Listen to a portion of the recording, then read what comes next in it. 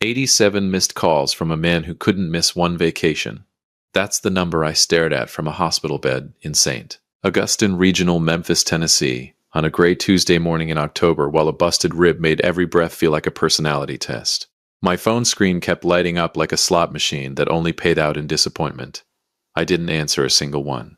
I let it ring. The accident had happened the night before, Monday 6:42 p.m., corner of Poplar Avenue and East Parkway, 2 blocks from the dry cleaner I'd been going to for 11 years. A red light I respected, a delivery truck that didn't, 3 broken ribs, a fractured wrist, and with the attending physician, a young woman who looked like she graduated high school last spring, called a significantly contused kidney. I asked her what that meant in English. She said it meant my kidney was having a very bad week. Join the club. Welcome back to Dad's True Revenge. Grab your snacks, get comfortable, and remember, the people in these stories had every chance to behave themselves. They just chose wrong. Drop a comment and be sure to subscribe. You're going to love it here. My name is Raymond Parker. I am 68 years old. I built Parker Logistics from a single leased truck and a prayer into a $14 million regional freight company over 31 years. I have 2 sons. I raised both of them. Only one of them is mine by blood. That distinction, I was learning at 7 a.m. on a Tuesday, means less than you'd think, and more than you can imagine. I called Gary first. That's the thing nobody tells you about being a father. You always call the difficult one first, like some part of you is still trying to prove something. He picked up on the second ring. That should have told me everything. Dad. His voice was the particular kind of warm it gets when he wants something or feels guilty. After 41 years, I know the difference. Barely. I'm in the hospital, I said. St. Augustine Regional. Room 214. Silence. Not the concerned kind. The calculating kind. How bad? He asked. 3 ribs. Wrist. Kidney. Okay. Another pause. I could hear Lucy in the background, her voice low and quick, the way she talks when she's coaching him through something. Those 2 have been married 3 years and she still treats every conversation like a chess match. Okay, Dad, here's the thing. Gary. No, just listen. The Maldives trip, we leave Wednesday, and the resort has this policy where if you cancel inside 72 hours, we lose the whole deposit, and Lucy already packed. And it's not like you're dying, right? The doctor said you're stable, so. Son. I said it quiet, the way I used to say it when he was 12 and lying to my face about his report card. Go on your trip, he exhaled, relief wrapped in the thinnest layer of guilt. You sure? No. Positive. We'll call every day, I promise. Lucy says hi. And Dad, get some rest, okay? You work too hard. He hung up before I could respond to that particular masterpiece of irony. I, Raymond Parker, lying in a hospital bed with a fractured wrist and a bruised kidney, being told by the man who received $6,000 from me every single month for 9 years, that I work too hard. I put the phone face down on the bedside table. I stared at the ceiling. 68 years old and still being surprised by this man. That's on me. The nurse on my floor was a broad-shouldered woman from Shreveport named Brenda, who called everyone baby and meant it sincerely every single time, which is harder than it sounds. She came in around 8 to check my drip, saw the expression on my face, and said, "You want to talk about it or you want me to pretend I don't see it?" "Neither," I said. "Okay, baby." She adjusted the IV, made a note on her tablet, and was halfway to the door before I said, "My son's going to the Maldives." She stopped, turned around slow. "While you're in here, he says the resort has a cancellation policy." Brenda looked at me for a long moment, with the particular expression of a woman who has heard everything and is still, occasionally surprised. She said, which in context was a complete sentence.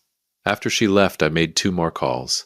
The first was to my accountant, a precise little man in East Memphis named Ben, who'd been handling my finances for 19 years and never once asked a question he didn't already know the answer to. I told him to suspend the monthly transfer to Gary's account, effective immediately, indefinitely. Ben said, "Amount? 6,000. Done." He paused. "Anything else?" "Not today." The second call was to Prestige Home Nursing, a private agency on Union Avenue. I arranged for a live-in nurse starting Wednesday. Her name was Denise. She had 17 years of experience, and a voice on the phone that made me feel like everything was going to be handled correctly, which at that particular moment was worth more than the Maldives, the resort deposit, and Gary's entire personality combined. I didn't know it yet, but those 2 phone calls were going to change everything. Turner showed up at 4:23 p.m. I know the exact time because I was watching the clock the way you do when you're lying still and there's nothing else to do, counting minutes like loose change. The door opened, and there he was. No call ahead, no dramatic entrance. Just Turner, 36 years old, still wearing his work jacket from the freight yard out in Bartlett, where he'd been since 6 that morning, with a crease on his left cheek from the hard hat he wore on the floor. He looked at me in the bed, looked at the wrist brace, looked at the drip stand and the monitor, and the untouched Jell-O cup on the tray table that Brenda had left with genuine optimism. He pulled a chair from the corner of the room, didn't ask if it was okay, didn't make a production of it, sat down, leaned forward with his elbows on his knees, and said, "What do you need? Not are you okay, not oh I would have come sooner, but what do you need?" 4 words. I've had eulogies that moved me less. "How'd you find out?" I asked. "Mrs. Pettigrew from your street called the yard." He shrugged, said she saw the ambulance Monday night. "I couldn't get away till now." I nodded. Mrs. Pettigrew was 74, grew tomatoes on her porch, and had the neighborhood surveillance instincts of a Cold War intelligence officer. I'd never been so grateful for her in my life. "Gary know?" Turner asked. "Yeah, didn't have to." That's the thing about Turner. He's never needed things spelled out. Not since he was 9 years old, sitting in my kitchen in Orange Mound, 3 days after his mother died, eating cereal at midnight because he couldn't sleep. And instead of crying, he'd looked up at me and said, "What do we do now, Uncle Ray?" Practical. Heartbroken and practical. Maggie had been gone 11 days by then. My little sister, 31 years old, an aneurysm that nobody saw coming, which is the only kind there is. She'd been a single mother, no father in the picture, no family left but me. Turner had nobody. So Turner had me. I never told Gary I was leaving Turner anything. I told myself it was to keep the peace, to not show favoritism, to not make holidays uncomfortable. I believed that story for a long time. Lying in room 214 on a Tuesday afternoon, with my phone logging call number 62 from a man in the Maldives, and Turner sitting 3 feet away asking what I needed, I didn't believe it anymore. "You eaten?" Turner asked. "They brought something. I didn't touch it. I'll go down to the cafeteria." He stood up, already reaching for his wallet. "You still hate mushrooms." I had to look away, at the window, at the Memphis skyline going gray in the October dusk. 68 years old, 2 sons, and I'd spent 30 years making sure the wrong one never felt less than. "Yeah," I said, "still hate mushrooms." He nodded and walked out. No drama, no performance. Just a man going to get his father dinner. My phone buzzed. Call 63. I turned it face down. I had a lawyer's appointment to make. I had a will that was 17 years old, and I had a lot of thinking to do about the difference between what a man is given and what a man earns. I didn't know it yet, but by Friday Gary was going to find out the difference too. Wednesday arrived without apology. I'd been awake since 4:30, watching Memphis crawl from black to gray through the hospital window, cataloging every bad decision I'd made since 1980. The kidney still ached. The ribs made breathing feel like a hostage negotiation. And my phone had buzzed itself to 94 missed calls overnight. I didn't answer a single one. Not because I had nothing to say, because I was saving it. Raymond Parker doesn't speak until the words are worth something. Ask anyone who's ever sat across a table from me. Ask the 17 people I've fired in 31 years.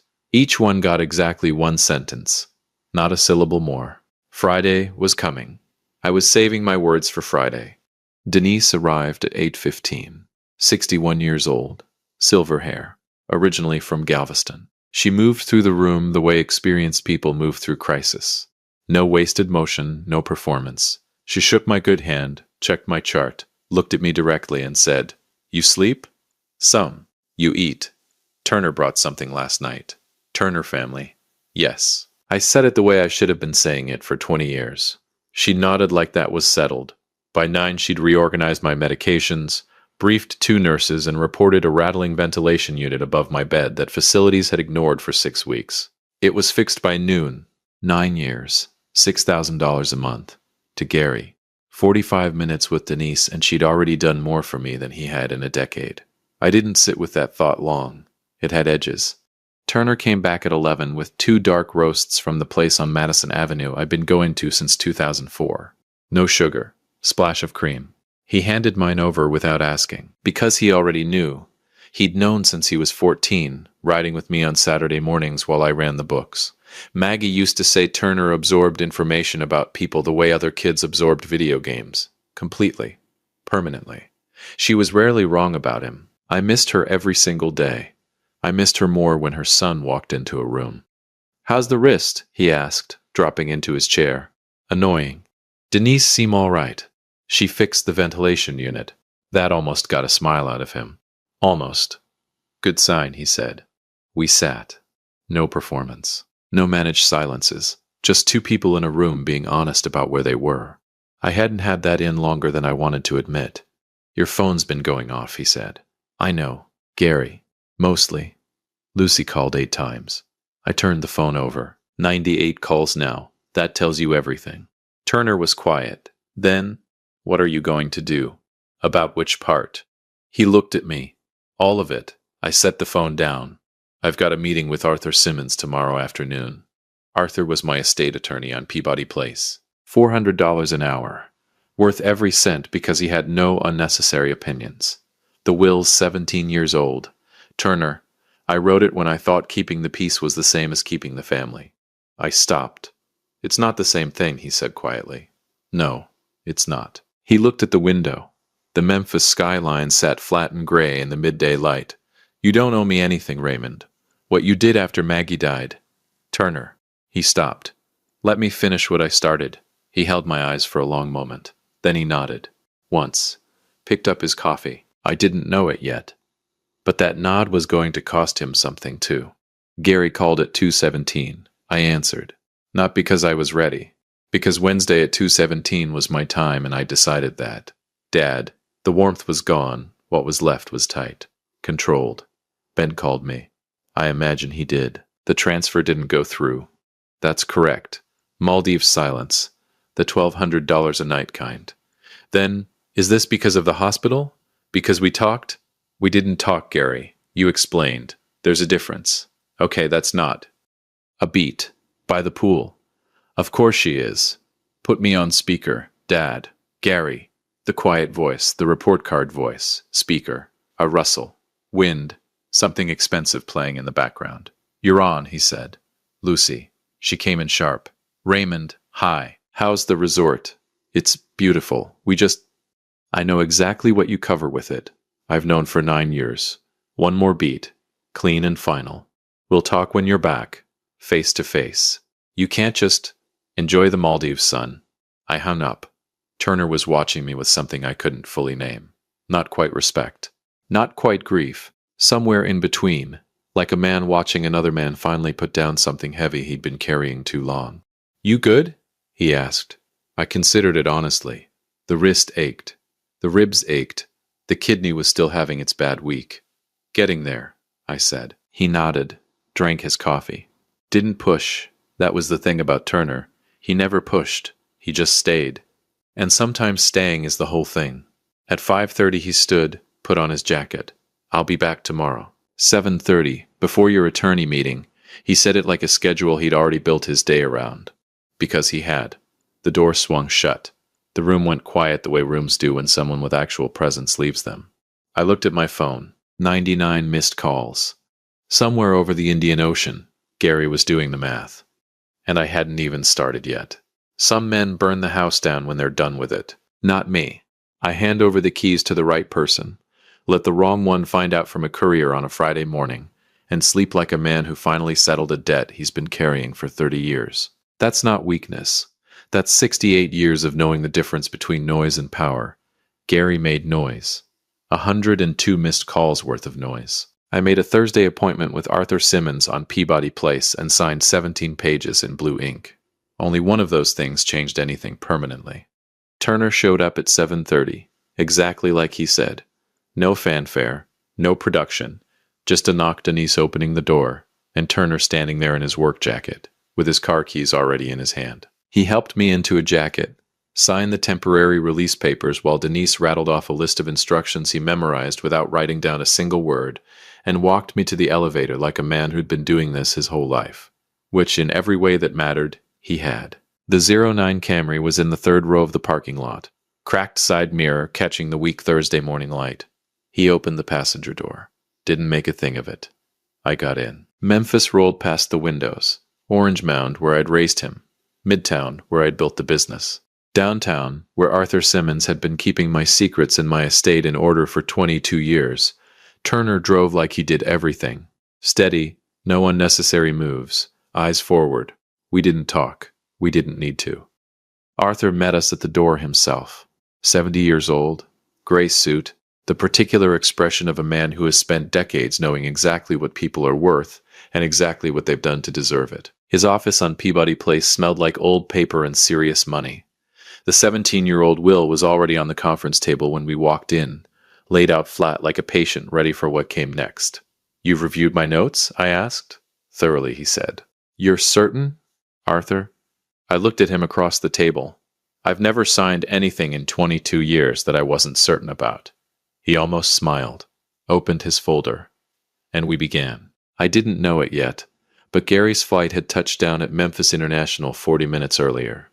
2 hours, 17 pages, blue ink, Parker Logistics, 31 years of before dawn mornings, brutal negotiations, one leased truck that became a fleet, my name on every contract and my fingerprints on every decision. Went to Turner. 70% controlling interest, effective upon my death or voluntary transfer. The remaining 30% went to a children's literacy foundation on the south side of Memphis. Maggie had volunteered there before she died. Used to bring Turner on Saturday afternoons when he was small. He'd sit in the corner reading while she helped kids with their homework. It felt right. It felt exactly like her. Gary received the lake house in Tunica. 3 bedrooms, good dock, $400,000 assessed value. A fair return for a son who'd done just enough to qualify as one. And then there was the letter. 1 page. My words, not Arthur's. Written Tuesday night in room 214, with my left hand because my right was braced, while the ventilation rattled and Memphis slept outside my window. Every sentence cost me something real. I wasn't cruel in that letter. Cruelty would have been easy, and I've never been interested in easy. I told Gary what 9 years of $6,000 a month had actually been. Not generosity, not love. Guilt. The guilt of a father who'd watched himself build a transactional son, and hadn't corrected it early enough and spent a decade writing checks instead of having the one conversation that might have changed something. I told him the checks were done. I told him I loved him. Because I did. Completely without condition, the way you love someone you made from scratch, even when they disappoint you in ways that take your breath away. I told him love and financing were 2 different things, and I was only responsible for one of them going forward. Arthur sealed it himself. Marked the envelope Gary, personal. Courier delivery Friday morning. 1 day. Let him sleep one more night, not knowing. Turner pulled back into St. Augustine's lot at 2 p.m. and killed the engine. Sat with his hands on the wheel. I watched the side of his face, Maggie's jaw, Maggie's stillness, and made myself say it out loud. You need to know what happened in there. Raymond, you're getting the company. The silence that followed was the longest of the week. Longer than any of Gary's pauses. Longer than the 2 hours in Arthur's conference room. Turner sat inside it the way he sat inside everything. Completely, without flinching, without performing a single emotion he didn't actually feel.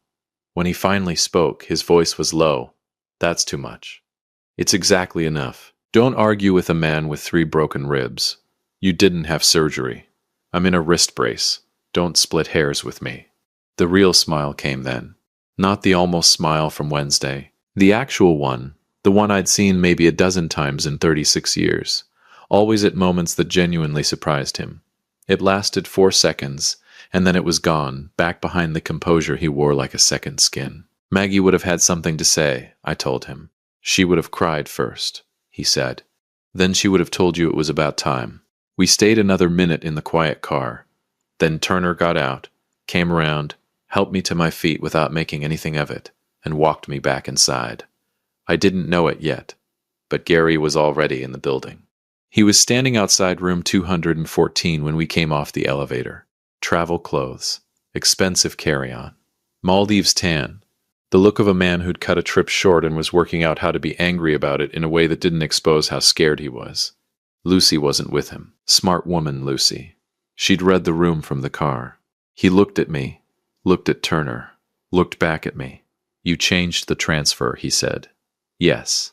You're changing the will. Not a question. Details travel fast in this city, they always have. We should talk inside, I said. We can talk right here. I looked at my son, 41 years old, linen shirt, jaw set the way mine sets when something is already out of my hands and I know it. He looked exactly like me. He'd always looked exactly like me. That used to fill me with pride. Standing in that corridor, it just made me profoundly bone-deep tired. Gary? I kept my voice the way I kept it in every negotiation that mattered. Flat, quiet, immovable. You flew home from the Maldives, which tells me you already know something has changed. A beat. What you don't know yet is how permanent. Then tell me right now. Arthur Simmons will walk you through everything Friday morning. There's a letter with him. I held his eyes without blinking. Read the letter before you call me. Before you call anyone. Before you do anything. Read it first. Dad, I love you. I said it clean. No cushion, no apology attached to it. I have loved you every day of your life, and I'll love you every day of whatever's left of mine. That is not changing. I paused just long enough. What's changing is that I'm done paying for the privilege of your attention.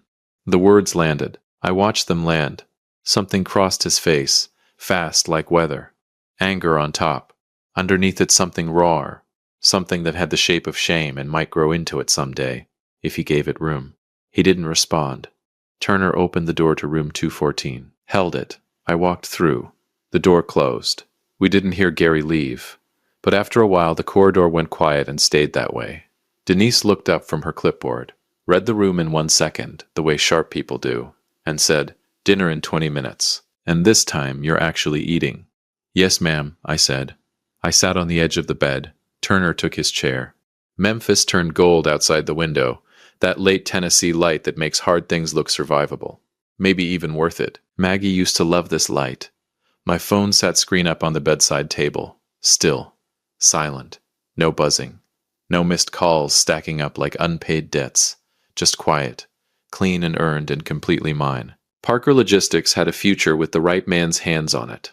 A letter sat sealed on Peabody Place. A lake house in Tunica waited for a son to decide whether what he'd been handed was worth more or less than what he'd thrown away. And Turner, 36 years of showing up without being asked, doing right in rooms where nobody was watching, never once presenting me with an invoice for any of it, was going to run a $14 million company. Because that's what happens. When you earn something, it finds you. If you liked this story, join our community by hitting that like button and subscribing for more real, raw, and family-centered stories.